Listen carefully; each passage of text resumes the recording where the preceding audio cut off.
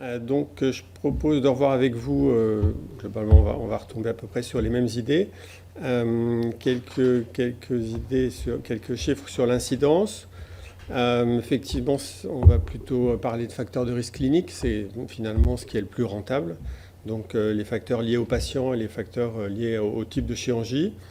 On va discuter un petit peu surtout des EFR, parce que c'est surtout nous ce qu'on est amené à vous demander de réaliser et d'interpréter. En chirurgie non cardiothoracique et en chirurgie cardiothoracique, je pense qu'il y a vraiment deux populations très différentes. Et puis je ferai un petit mot de conclusion, mais globalement on est vraiment d'accord. Donc pour parler des incidences, il faut parler d'abord faut arriver à définir l'atteinte pulmonaire, ce qui en soi est assez compliqué. Globalement, les définitions, c'est à peu près ça, c'est-à-dire soit des atelectasies, les infections, ça c'est le plus simple. Une ventilation post-opératoire prolongée, c'est important. L'hypoxémie, ça devient plus vague. L'exacerbation de la BPCO, ça aussi c'est un critère assez vague, mais c'était les critères qui étaient identifiés dans un grand consensus américain qui date de 2006 et qui retrouvait à peu près 6% de complications pulmonaires post-opératoires.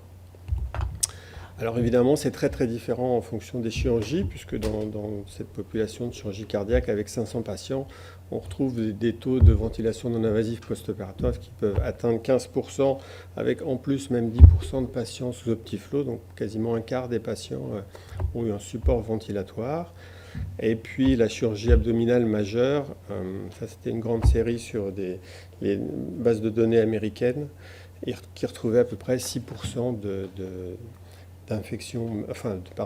complications pulmonaires post-opératoires, ce qui fait que finalement les chirurgies qui ne sont ni cardiaques ni abdominales majeures représentent le reste, et c'est en général, dans les chiffres, c'est quelques pourcents, 1 ou 2%. Donc c'est un réel problème. Est-ce que ça a un impact sur le parcours des patients? Oui. Donc ici c'était encore une grande série de 1200 patients dans 7 centres académiques américains, des chirurgies non cardiothoraciques et des patients à risque, puisque ASA3, comme l'a dit Laurent, à partir de ASA2, on a un surrisque.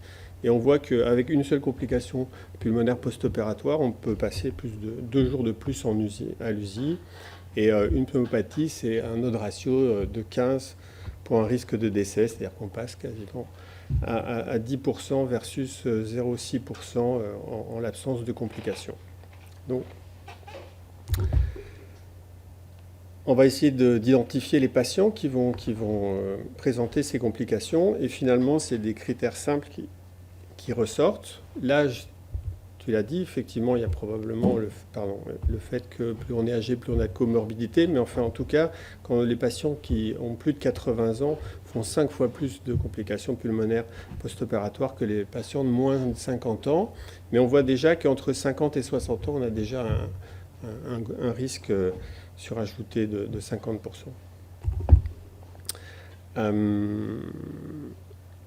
C'est confirmé, donc ça c'était le consensus américain de 2006, et c'est confirmé par cette étude française. Tu as évoqué le score à risque, et dans les 7 facteurs, l'âge est un facteur important, et on retrouve la même idée. Au-delà de 80 ans, on a jusqu'à 5 fois plus de complications pulmonaires. Le tabac, c'est vraiment un critère important. Là encore, dans cette encore une grande série, puisque c'était une méta-analyse qui portait sur plus d'une centaine d'études, il retrouvait un risque relatif supérieur à 1,7, donc vraiment important de penser à l'éviction du tabac.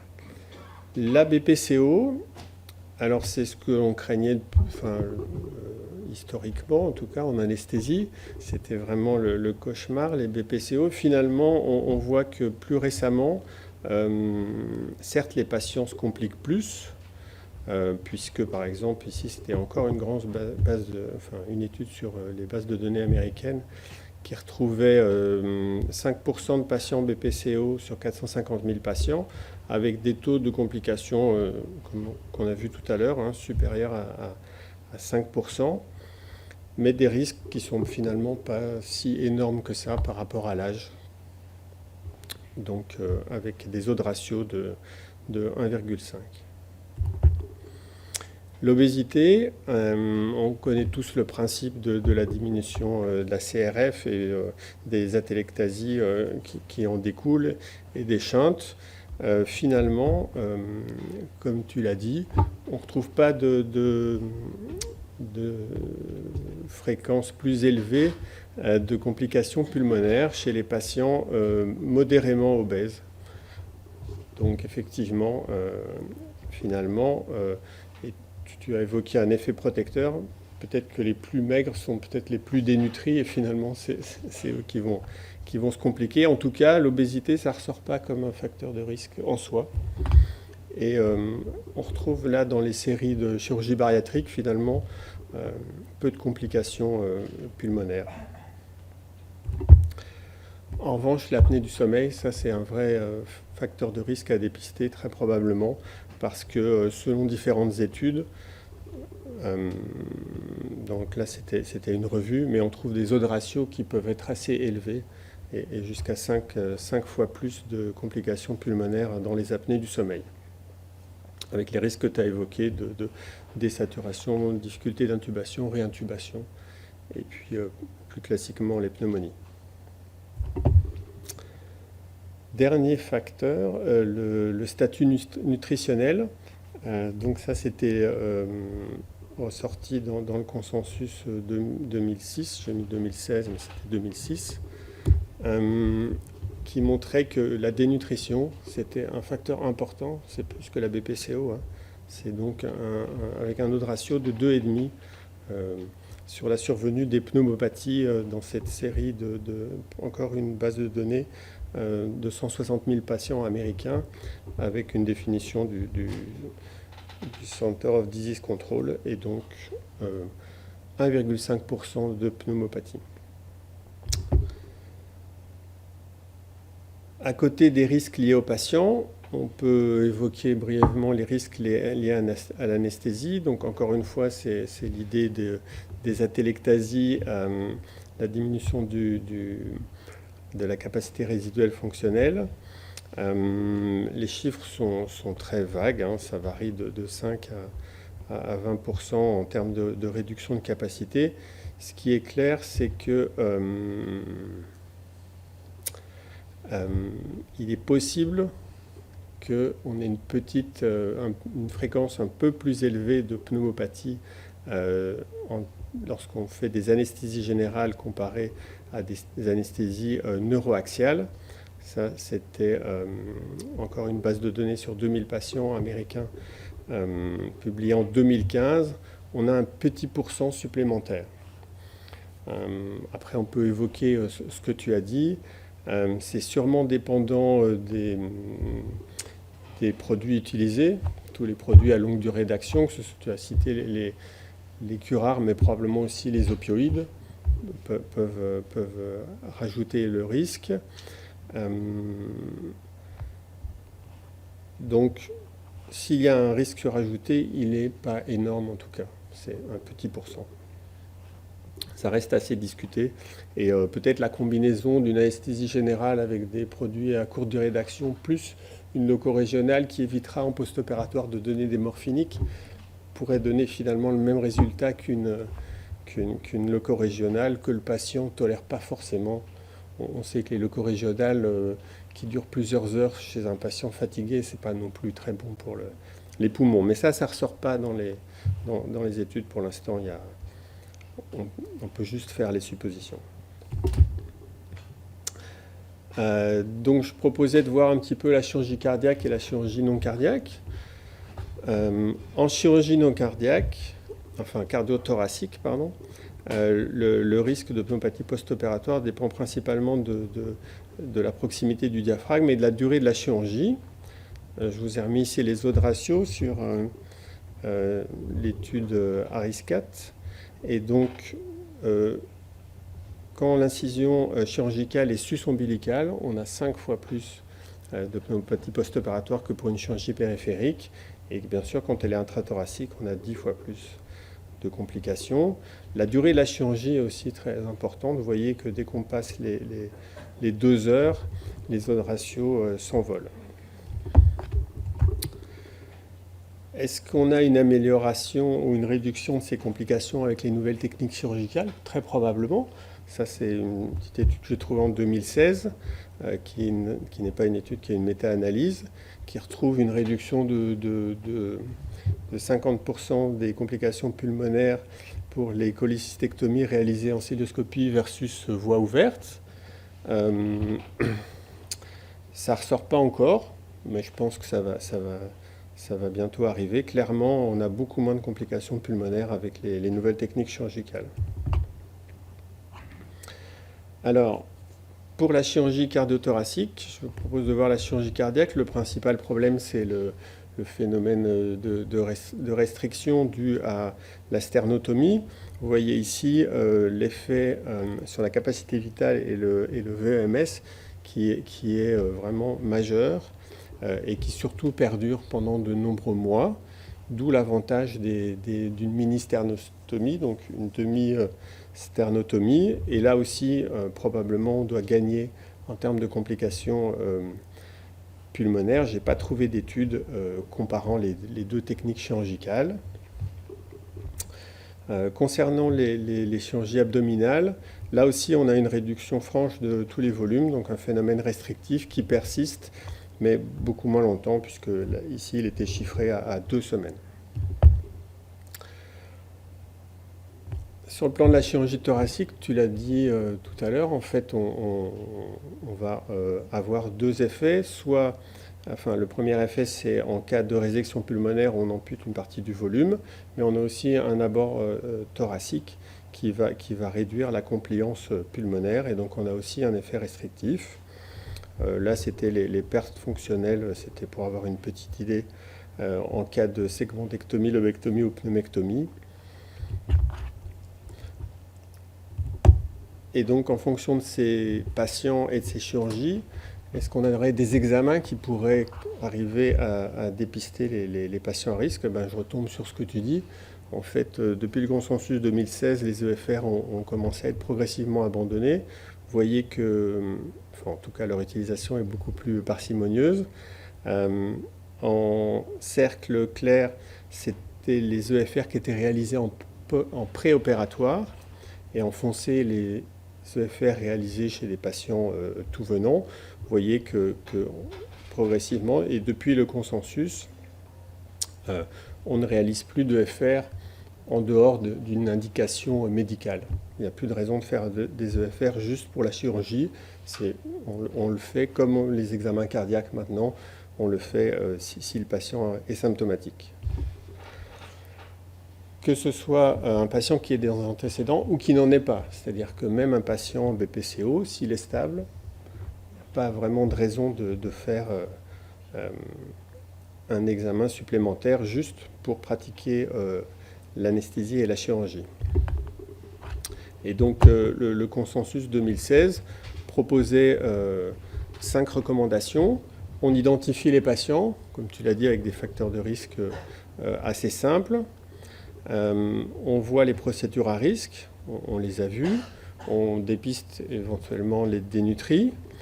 On peut, tu l'as dit, c'est discuté, mais reconditionner le patient. Mais en tout cas, les examens complémentaires sont peu utiles. Ça rejoint ce que disent les Français en 2012.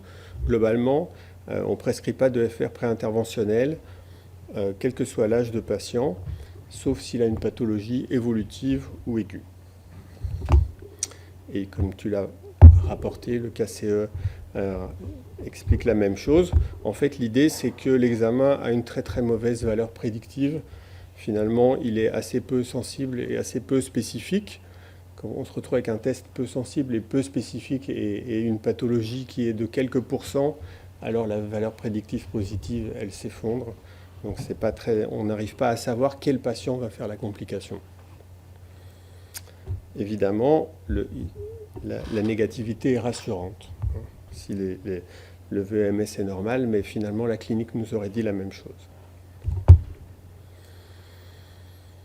On peut utiliser les EFR, enfin on doit utiliser l'EFR comme tu l'as dit dans l'évaluation de l'opérabilité en chirurgie thoracique. C'était juste pour avoir une petite idée des volumes, enfin des chiffres qui permettent ces chirurgies de résection. Un VEMS à 80%, on me corrigera si... donc un VEMS à 80% permet une pneumectomie. En dessous, on fait des calculs de VEMS post-résection en fonction de l'importance de la résection. Et globalement, on peut descendre jusqu'à peu près 30% d'un VEMS normal. En dessous, ce n'est pas raisonnable et l'amputation de la fonction pulmonaire sera trop importante. On peut faire le même calcul à partir de la DLCO, c'est, je crois, un peu plus récent et plus précis. Et donc, le seuil ici, c'est 40%. Pour aller plus loin, et nous, c'est ce qu'on fait à Erasme, on utilise plutôt l'ergospirométrie. Et globalement, un patient qui a une VO2 max supérieure à 20 ml par kilo et par minute passera à travers toutes les chirurgies. Entre 15 et 20, c'est un risque acceptable. En dessous de 10, c'est classiquement une contre-indication chirurgicale. Et donc, ça donne ce genre d'algorithme que tu as présenté. Pour terminer, juste un petit cas clinique, parce que l'interprétation du VMS, finalement, c'est pas si évident que ça. Et donc, c'est un patient qui est proposé pour une résection pulmonaire. Il passe aux EFR. Son VEMS c'était un 1,4 litre, donc c'est 50%, 57% de la valeur théorique. Il a une capacité vitale réduite et il a une DLCO un peu altérée, mais pas dramatique. On lui fait des gaz du sang parce qu'il avait une saturation, un saturomètre qui était inquiétant. Et effectivement, il est franchement hypoxémique avec 47 de PO2. Il a une PCO2 à 33, une SAT à 90 et il n'est pas polyglobulique. Est-ce que vous demanderiez un examen complémentaire, supplémentaire? Probablement. On va essayer de le faire pédaler. Donc il pédale et il fait 13 millilitres. Donc on avait dit au-dessus de 15 on est tranquille. Pardon, à 13 ça commence à être un peu juste. Il a une puissance maximale qui est seulement à 45 watts, qui est très faible, et il désature franchement à l'effort, puisque sa saturation passe de 86 à 77. Sa PCO2 n'augmente pas. Donc globalement, on aurait plutôt tendance à vouloir le contre-indiquer franchement, ce patient. Est-ce que vous avez un petit examen supplémentaire à faire éventuellement? La gazo est étonnante, il n'a pas d'hypercapnie, hein, donc il désature sans hypercapnie. La saturation est importante comparée oui. à son VEMS. Donc il aura un problème vasculaire, est-ce qu'il aura embolisé quelque part? Exactement, voilà. Donc adressez le patient au pneumologue qui va vous donner la réponse, parce que c'était ça. On lui fait une scintille de ventilation-perfusion. Vous avez dans la colonne de gauche la ventilation et dans la colonne de droite la perfusion. Et vous voyez que ça c'est la vue de face, ça c'est la vue de dos. Donc le poumon gauche devrait être ici, là. Hein. On ne le voit pas. Donc, globalement, il n'est pas ventilé, mais vous voyez qu'il est perfusé. Donc en fait, ce patient avait un gros shunt intrapulmonaire et on peut vérifier ça en occluant l'artère pulmonaire gauche à la Swan et en faisant une gazo et on voit qu'il récupère. Et finalement, il me manque une diapo. Après la chirurgie de résection, en fait, il avait simplement une partie de poumon lésée non fonctionnelle, mais perfusée. Et donc, après résection pulmonaire, il normalise ses gaz du sang. Donc, on a l'habitude de raisonner sur le VMS, mais souvent, l'effet shunt, c'est une notion qui est oubliée. Donc, c'était pour... Ouais, exact. Donc c'était pas cohérent avec l'hypoxémie, tout à fait. Donc pensez à l'effet Shunt, qui peut être intrapulmonaire ou extrapulmonaire, qui peut être aussi cardiaque. Bref, pour conclure, je dirais que les EFR sont évidemment recommandés dans les chirurgies cardio-thoraciques et peuvent être proposés aux patients qui ont été perdus de vue, qui ont une pathologie pulmonaire qui ont été perdus de vue, mais sans grande preuve, ou qui ont un état respiratoire pas expliqué. Les chiffres vraiment alarmants, c'est ça, hein, c'est une capacité vitale à moins de 50%, un VEMS à moins de 30% et une PCO2 élevée. Pour la VO2 max, le seuil, c'est à peu près 15 à 20 millilitres par kilo et par minute. Et pour la chirurgie d'exérèse, on retrouve un VEMS prédit post-chirurgical à 30%. L'idée, tu l'as expliqué, c'est d'avoir des scores de risque qui permettraient d'identifier des patients et probablement après les amener à une prise en charge, à une préhabilitation et peut-être à un parcours fast track, parce qu'on sait aussi que lever les patients très vite, ça réduit très fortement le taux de complications pulmonaires. Tout ça, c'est des spéculations. Pour l'instant, il n'y a pas d'étude précise qui dit quoi faire, mais clairement, il faut essayer de stopper le tabac, au moins 1 mois, sinon 2, idéalement, faire la kiné préopératoire et renutrir les patients. Merci pour votre attention.